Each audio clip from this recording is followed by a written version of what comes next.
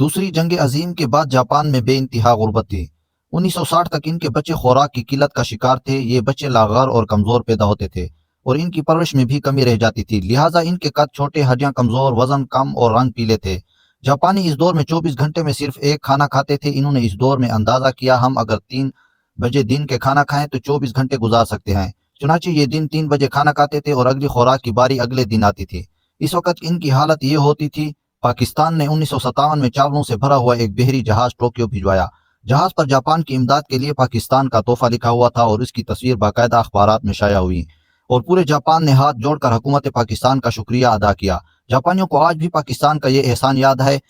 میں نے عرفان صاحب سے عرض کیا، جاپان دنیا کے ان 4 ملکوں میں شمار ہوتا ہے جن کے ساتھ پاکستان کے تعلقات شروع دن سے حیران کن رہے۔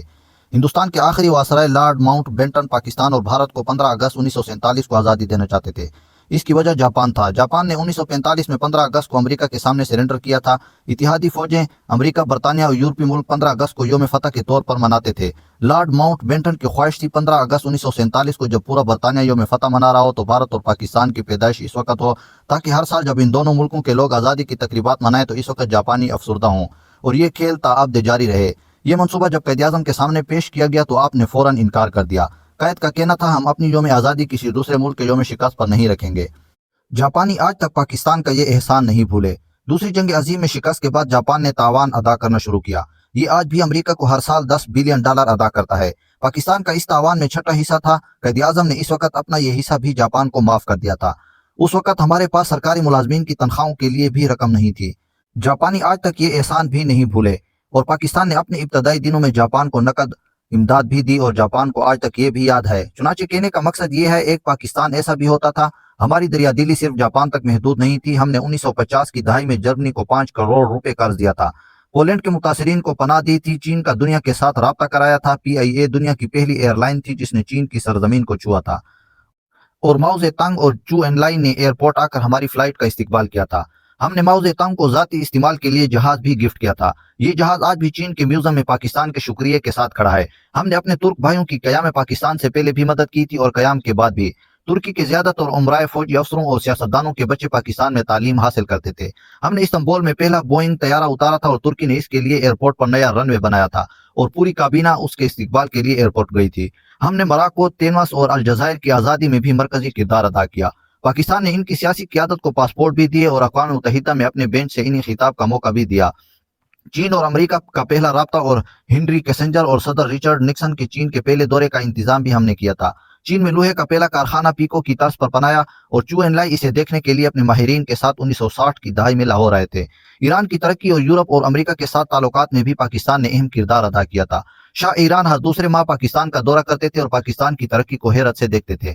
فلسطین کے لیے پہلی عالمی آواز بھی ہم نے اٹھائی تھی۔ شام، اردن اور مصر کی سفارتکاری، آزادی اور بحالی میں بھی پاکستان کا اہم کردار ادا تھا۔ سعودی عرب میں 1970 تک پاکستان سے زکوٰۃ جاتی تھی اور سعودی شہری خانہ کعبہ میں پاکستانیوں کے رزق میں اضافے کے لیے دعائیں کیا کرتے تھے۔ UAE کی ترقی میں بھی پاکستان کا اہم کردار تھا۔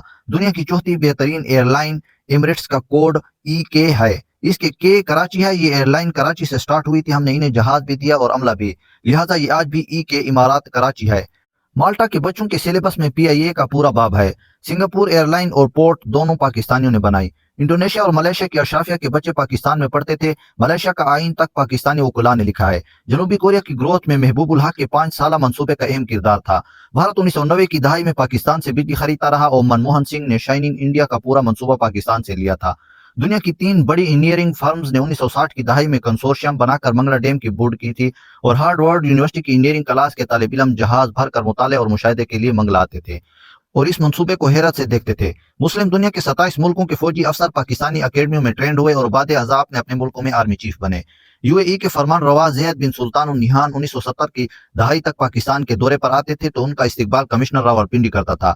ہمارے وزیر بھی ایئرپورٹ نہیں جاتے تھے اور سب سے بڑھ کر 1961 میں جب ایوب خان امریکہ کے دورے پر گئے تھے تو پوری امریکی کابینہ نے صدر جان F کینیڈی سمیت ایئرپورٹ پر ان کا استقبال کیا اور صدر ایوب خان ایئرپورٹ سے وائٹ ہاؤس کھلی گاڑی میں گئے اور سڑک کے دونوں سائڈز پر امریکی عوام پھول لے کر کھڑے تھے اور پاکستان زندہ باد اور ویلکم ویلکم کے نعرے لگا رہے تھے۔ پاکستان نے ایک دور ایسا بھی دیکھا جب دنیا حیرت سے ان کی طرف دیکھتی تھی اور یہ جرمنی اور جاپان جیسے ملکوں کو قرضے اور امداد دیتا تھا۔ لیکن پھر اس ملک پر ایک ایسا دور آیا جس میں ہم $1 ارب کے لیے دنیا کے دروازے پر بھکاری بن کر کھڑے ہیں اور دنیا ہمیں غرور اور نفرت سے دیکھ رہی ہے۔ ایک وقت تھا جب ہم ویزے کے بغیر پوری دنیا میں سفر کرتے تھے، اور ایک وقت اب ہے جب ہم افغانستان کے ویزے کے لیے بھی قطاروں میں کھڑا ہونا پڑتا ہے۔ ایسا کیوں؟ ہم نے کبھی سوچا؟ ہمیں ماننا پڑے گا، ہم نے بڑی محنت اور جدوجہد سے اس ملک کو برباد کیا۔